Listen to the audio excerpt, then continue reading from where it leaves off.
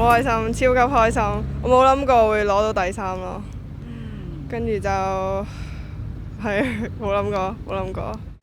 眼界大開，見到好多國家，其實都好多人咯。跟住大家熱身都好認真。始終未鬥過啲大比賽，通常都係鬥啲全國賽，咁就未知大概個位置係幾多，咁估都係中間度咯。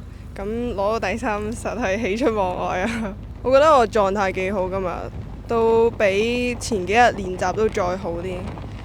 同埋係踩嗰陣，我覺得佢啲風係冇咁大風，逆風嗰陣冇咁大風，咁變咗易踩咗，同埋中間個呼吸啊嗰啲都 keep 得幾好咯。